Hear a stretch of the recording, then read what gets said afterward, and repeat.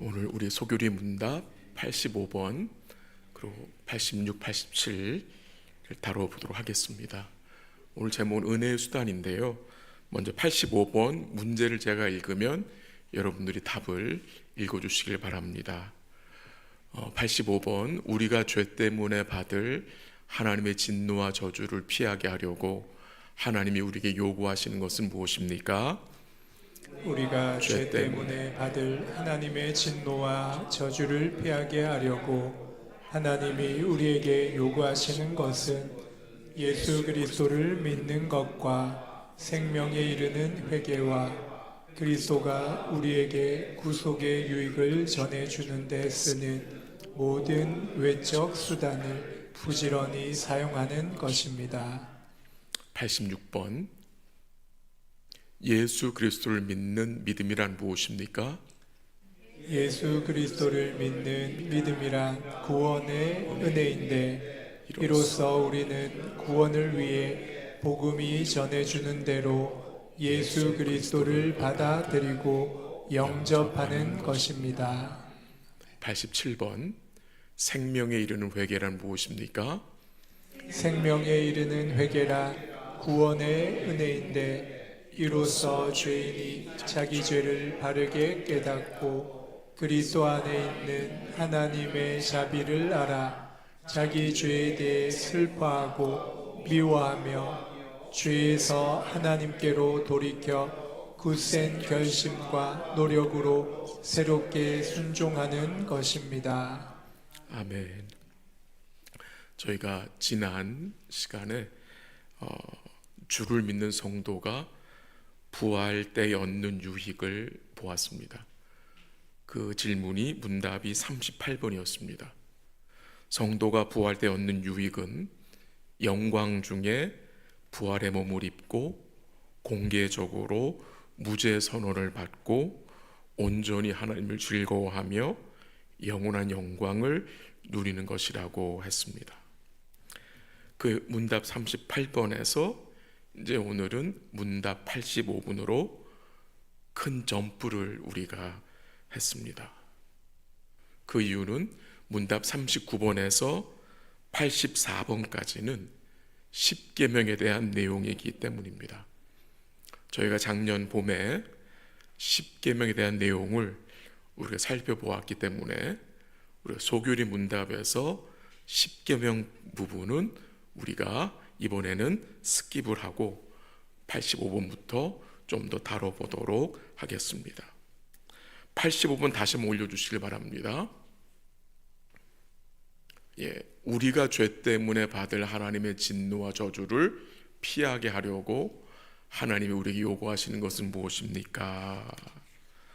거기에 대한 답을 제가 한번 읽어드릴게요. 다시 우리가 죄 때문에 받을 하나님의 진노와 저주를 피하게 하려고 하나님이 우리에게 요구하시는 것은 예수 그리스도를 믿는 것과 생명에 이르는 회개와 그리스도가 우리에게 구속의 유익을 전해주는 데 쓰는 모든 외적 수단을 부지런히 사용하는 것입니다 라고 길게 좀 설명이 나왔는데요,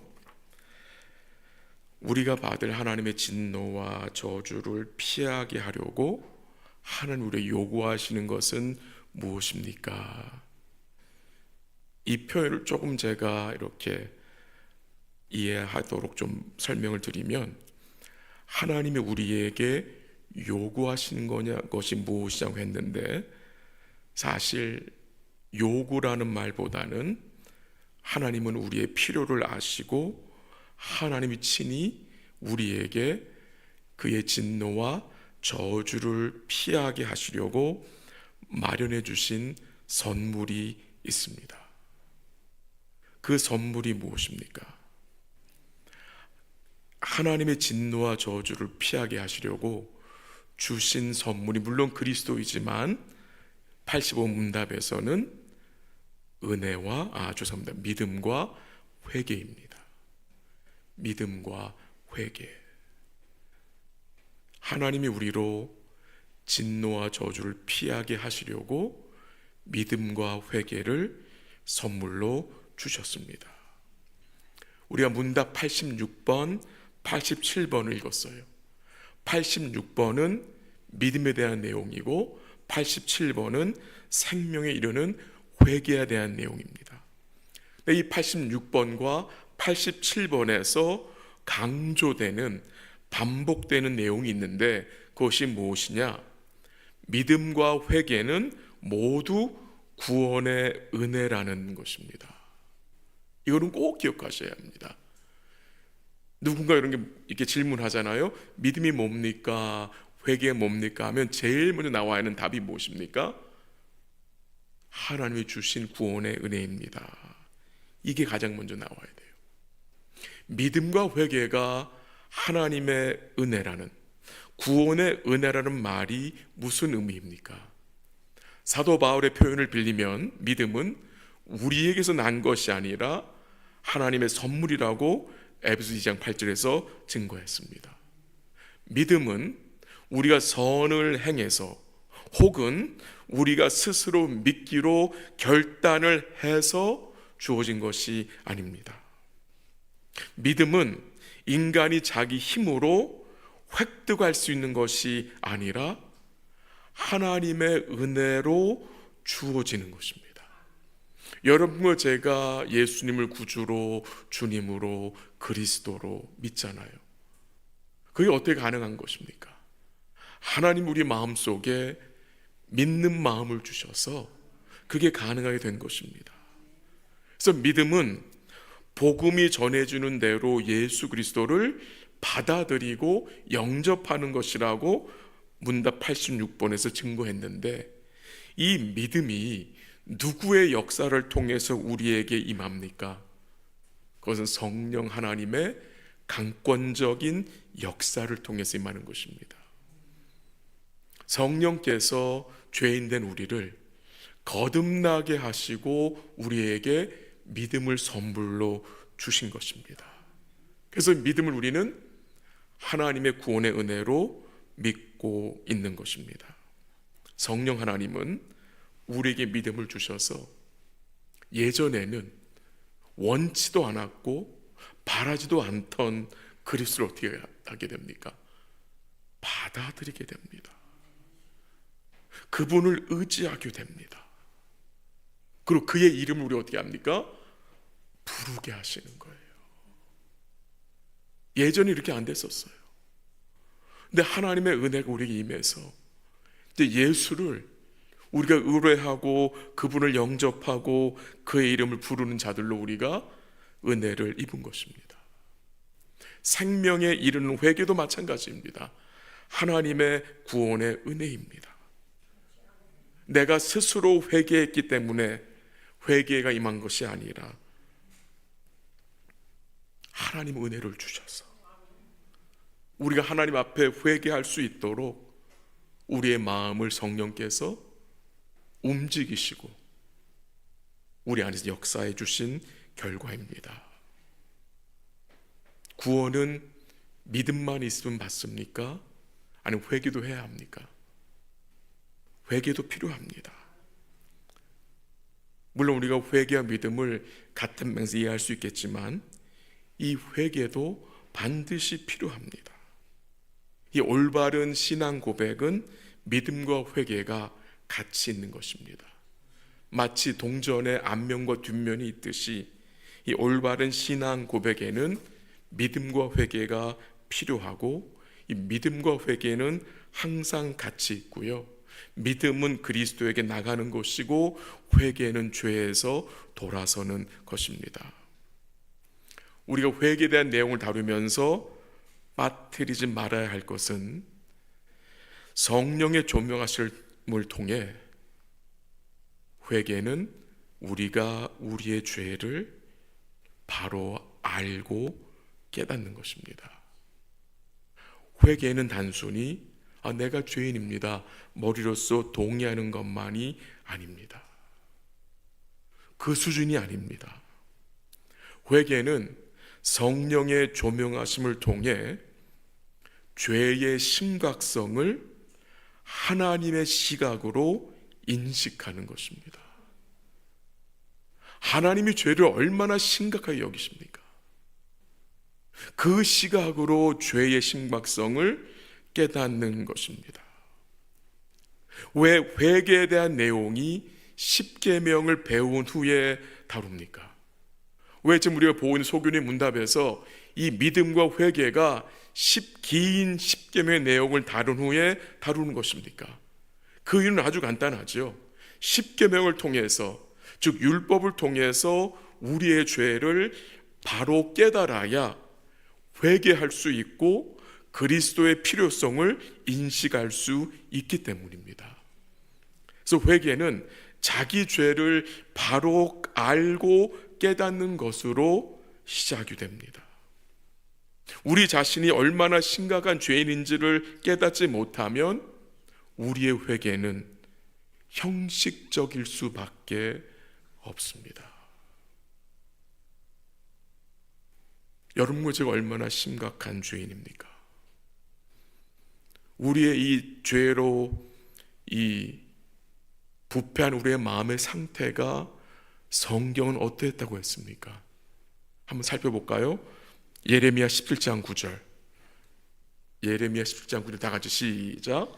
만물보다 거짓되고 심히 부패한 것은 마음이라 누가 능히 이를 알리오마는. 아멘. 여러 번 읽었던 구절이죠. 만물보다 거짓되고 심히 부패한 것이 뭐라고요? 우리 마음입니다. 근데 이걸 누가 능히 알 수 있어요? 은혜가 임한 자만 알 수 있습니다. 누가 능히 이를 알리요? 누가 알 수 있느냐? 구원의 은혜가 임한 자만 나의 마음이 만물보다 거짓되고 심히 부패한 것을 인정하게 되는 것입니다. 제가 예전에 말씀드렸죠. 우리는 지옥에 던져져야 할 죄인이라고 했습니다. 지옥에. 그게 우리의 현실이었어요. 지옥에 던져져야 할 자들이었어요. 그런 자들에게 하나님의 은혜가 임한 것입니다. 세리장 삭개오 기억하시죠? 삭개오. 그가 주님을 알고 그러니까 자기의 죄를 깨닫게 되죠. 그래서 그가 회개에 합당한 열매를 맺게 되었을 때 주님이 삭개오에게 뭐라고 말씀하셨습니까? 오늘 구원이 이 집에 이르렀나니 이 사람도 아브라함의 자손이라. 주님 말씀하신 것이 기억이 납니다. 지금 제가 한 10분 동안 말씀드린 내용들을 잠시 요약을 해보겠습니다. 우리가 성경을 기초로 해서 동의하고 믿는 것은 이 죄인의 구원은 전적으로 하나님의 주권에 달려있다는 것을 우리 믿는 자들입니다. 그리고 우리 구원의 성취, 우리 구원의 근원과 성취는 오직 삼위 하나님에 달려있다는 것도 우리는 믿고 동의하는 자들입니다. 그러나 이 구원이 하나님의 주권에 달려있다 하여 구원받은 자가 아무것도 하지 않아도 된다는 말은 아닙니다. 구원을 받았다고 생각하는 자는 어떻게 살아도 구원을 받을 것이라고 생각하는 것은 잘못된 생각입니다. 구원 받았어. 이제 그냥 살아도 돼. 이런 마음이 있는 자는 그 마음 속에 구원의 은혜가 임한 것을 다시 한번 돌이켜봐야 합니다. 하나님은 구원의 은혜를 받은 우리가 적극적으로 구원에 참여하기를 요구하십니다. 원하신다는 것입니다. 하나님이 우리로 진노와 저주를 피하게 하시려고, 또한 그리스도가 우리에게 그 구속의 유익을, 그 이루신 구속을 우리로 그 유익을 누리게 하시려고 허락하신 그 선물, 이 믿음과 회개, 그리고 소개를 문답 85년에 나오는 그 외적 수단들, 그 외적 수단들은 우리 다음 시간에 보겠는데 말씀과 기도와 성례인데, 이것들을 우리가 잘 사용하고 이것들을 우리가 우리 삶 속에서 굳게 붙들어야 함을 하나님은 원하신다는 것입니다. 성령의 역사를 통해서 우리에게 은혜로 주신 선물, 그 믿음과 회개를 통해서 여러분과 제가 주님이 우리에게 허락하신 그 외적 수단들, 성경 말씀과 기도와 성례를 통해 그리스도의 구속의 유익을 우리가 풍성히 받아 누려야 한다는 것입니다. 우리는 모두 하나님의 진노와 저주를 받아야 마땅한 죄인들이지만 자비로우신 하나님께서는 그 진노와 저주를 피할 길을 주셨어요. 믿음과 회개를 은혜로 주시고 우리로 그 길을 따라 행할 것을 하나님은 요구하시는 것입니다. 어떤 사람들은 주를 믿고 회개하여 이제 구원받았으면 됐지, 뭐가 또 필요해서 우리에게 그리스도의 구속의 유익을 누리게 하는 이런 외적 수단, 말씀과 기도와 성령을 왜 주셨어? 라고 생각해서는 안 된다는 것입니다. 외적 수단, 이 은혜의 방편을 외적 수단으로 오늘 소개입니다 85번에서 증거하고 있는데요, 왜 이런 표현을 하고 있는 것일까요? 그 이유는 하나님 은혜를 주신 믿음과 회개는 우리 눈에 보이지 않습니다. 그래서 내적 수단입니다. 하나님이 그의 성령을 통해 우리 마음에 주신 이 은혜의 선물, 믿음과 회개가 우리 눈에 보이지 않아요. 그래서 이 믿음과 회개는 내적 수단으로 이해할 수 있습니다. 물론 하나님의 은혜로 믿음이 우리 안에 임하고 회개할 수 있는 은혜를 주시면 거기에 대한 결과는 보일 수 있죠. 근데 그 믿음과 회개 자체는 눈에 보이지 않습니다. 그러니까 눈에 보이지 않는 믿음과 회개와 구분하기 위해서 허락하신 것이 이 외적 수단인 거예요. 말씀과 기도와 성령, 이것들을 허락하신 이유는 그리스도가 우리에게 주시는 그 구속의 유익을 우리에게 잘 전달하기 위해서, 우리로 잘 그것을 이해하고 깨닫고 누리게 하기 위해서 허락하신 것입니다. 여러분과 제가 믿음으로 그리스도에 연합됐잖아요. 또한 믿음으로 의롭다 칭함을 받았죠. 또 하나님께 우리가 양자됨을 얻었죠. 성령이 우리를 말씀으로 성화해 가시죠. 우리는 몸의 부활을 믿는 자들이잖아요. 영원한 영광을 믿는 자들이고 주의 죄를 믿는 자들이잖아요. 이런 모든 내용들을 우리로 잘 이해하기 위해서, 그런 것들을 우리로 잘 누리게 하기 위해서 주님이 주신 외적 수단이 바로 말씀과 기도와 성례라는 것입니다. 주의 은혜가 저절로 우리에게 임하는 것이 아니라 우리 하나님은 정해 주신 그 외적 수단들을 통해서 우리의 은혜를 베풀어 주시는 것입니다. 주님이 교회에 허락하신 이 외적 수단, 은혜의 3종 세트, 이 말씀과 기도와 성례를 우리가 소중히 여기며, 오늘 85번 문답 마지막에 어떤 말씀이 나옵니까? 외적 수단을 어떻게 사용하라? 부지런히 사용하라고 우리에게 증거해 주고 있습니다. 이 은혜의 3종 세트, 말씀과 기도와 성례는 택하심을 입어 구원받은 주의 백성들에게 실제로 효력 있게 나타난다는 것입니다. 그래서 여러분과 저는 이 은혜의 3종 세트를 주의 말씀을 따라 적합하게, 적절하게 사용하는 것이 너무도 중요하고 귀한 것입니다.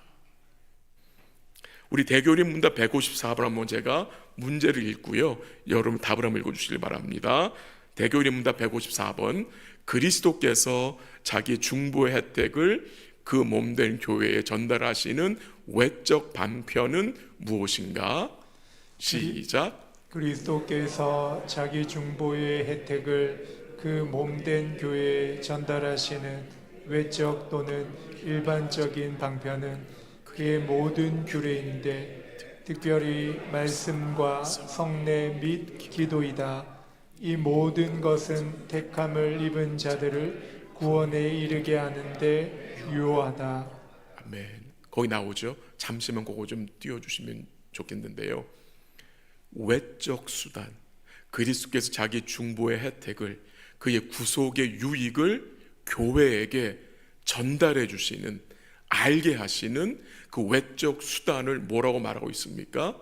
말씀과 성례와 기도로 말하고 있고, 이 모든 것은 택함을 입은 자들을 구원에 이르게 하는데 유효하다고 증거하고 있습니다. 근데 여러분, 오해하지 마셔야 될 것은 이 은혜의 3종 세트, 이 외적 수단은 은혜의 조건이 되는 것이 아니라 수단입니다. 수단. 이 은혜의 3종 세트는 구원을 위해 새로운 조건이 주어지는 것이 아니라 그 은혜 3종 세트를 통해서 주님이 이루신 구속의 은혜를 우리에게 효과적으로 전달해주는, 알려주는 은혜의 수단이 된다는 것입니다. 그런데 로마 캐톨릭에서는 미사를, 교회의 규례를, 세례와 성찬을 통해 성도가 구원을 받을 수 있다고 주장합니다. 그러나 세례는 우리의 죄를 씻어줄 수가 없습니다. 보혈만이 우리의 죄를 씻을 수 있는 거잖아요. 성찬은 우리를 죽음에서 생명으로 옮겨줄 수가 없는 것입니다. 근데 그들은 그렇게 믿어요. 복음적인 가르침이 결코 아닙니다. 말씀과 기도와 성례는 우리가 하나님께 은혜를 얻어내는 방편이 아니라 그리스도께서 우리의 구속의 은혜를 끼쳐주시는, 전달해 주시는 방편임을 꼭 기억하셔야 합니다. 내용을 정리해서 마무리해 보겠습니다. 오늘 문답 85번 마지막에 보면은 이런 내용이 나와요.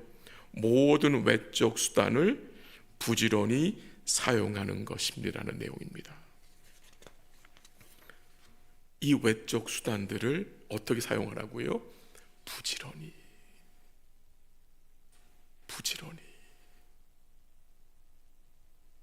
성도는 부지런함이 필요합니다. 무엇을 하는데 부지런함이 필요합니까? 이 은혜의 3종 세트를 사용하는데 부지런함이 필요합니다. 한번 우리 잠언 8장 32절에 35절까지 읽어보겠습니다. 8장 32절 35절까지 시작. 아들들아 이제 내게 들으라. 내 도를 지키는 자가 복이 있느니라. 훈계를 들어서 지혜를 얻으라. 그것을 버리지 말라. 누구든지 내게 들으며 날마다 내 문 곁에서 기다리며 문설주 옆에서 기다리는 자는 복이 있나니 대저 나를 얻는 자는 생명을 얻고 여호와께 은총을 얻을 것임이니라. 아멘. 이 32절에 35절까지 강조되는 내용이 무엇입니까?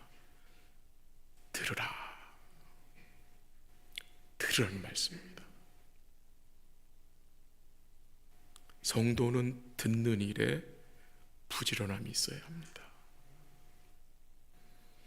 우리는 예배를 통해서 지혜의 말씀을 듣고 또한 여러분이 개인적으로 기록된 말씀을 열고 읽고 묵상함을 통해서 주의 말씀을 듣습니다. 주의 말씀을 듣는 것이 영생을 누리는 삶이며 은총을 얻는 삶입니다. 여러분과 제가 주의 말씀을 들을 때에 우리에서 어떤 일이 일어납니까? 주께 주목하게 되고요. 우리의 중심이 주를 향하게 됩니다. 그게 얼마나 복된 일인지 모릅니다. 우리가 대하는 이 말씀, 우리가 듣는 이 말씀은 만물을 창조하신 하나님의 말씀이요, 그리스도의 생명의 말씀이요, 우리의 영혼을 살리는 말씀이요, 이 말씀은 우리로 구원에 이르게 하는 지혜가 있게 하고, 이 말씀은 또한 우리를 하나님의 사람으로 세워 모든 선한 일을 행할 능력을 갖추게 합니다. 잠언 8장 34절 한 번 더 띄워주실래요? 34절 한번 같이 한번 읽습니다. 다 같이 시작. 누구든지 내게 들으며 날마다 내 문 곁에서 기다리며 문설주 옆에서 기다리는 자는 복이 있나니. 아멘. 어떤 자에게 복이 있다고요? 어떤 자에게? 날마다 내 문 곁에서 지혜의 말씀을 기다리는 자. 날마다 기다리는 자. 날마다 지혜를 얻기 위해 말씀 앞에 자신을 세우는 자. 주님은 복이 있다고 말씀하십니다. 우리가 얼마나 주님을 오랫동안 기다리겠었습니까? 주님의 마음을 헤아리지 못해서 내 욕심에 끌려, 내 짧은 생각에 끌려서 우리는 주님을 기다리게 할 때가 참 많았던 것 같습니다. 이제 주의 은혜가 우리에게 조금이라도, 주의 은혜 우리에게 임하였기 때문에 이제부터는 우리가 조금이라도 주님을 기다리는 삶이 우리 삶 속에 좀 더 많아졌으면 좋겠다는 마음입니다. 이사야서 55장 3절 한번 같이 읽어볼까요? 다 같이 시작. 너희는 귀를 기울이고 내게로 나와 들으라. 그리하면 너희의 영혼이 살리라. 내가 너희를 위하여 영원한 언약을 맺으리니 곧 다윗에게 허락한 확실한 은혜이니라. 아멘. 이 구절도 여러 번 언급했던, 읽었던 구절 중에 하나입니다. 무엇인 것 됩니까? 너희의 영혼이 살기 위해서 무엇을 하라고 하나님 말씀하십니까? 내게로 나와 들으라. 내게로 나와 들으라. 듣는 것이, 주의 말씀을 듣는 것이 아주 중요함을 강조하는 거죠. 살기 위해서, 우리 영혼이 살기 위해서 주님이 요구하시는 것이 무엇이냐? 듣는 겁니다. 무엇을 듣는 겁니까? 잠시만 그거 올려주세요. 무엇을 들어야 합니까?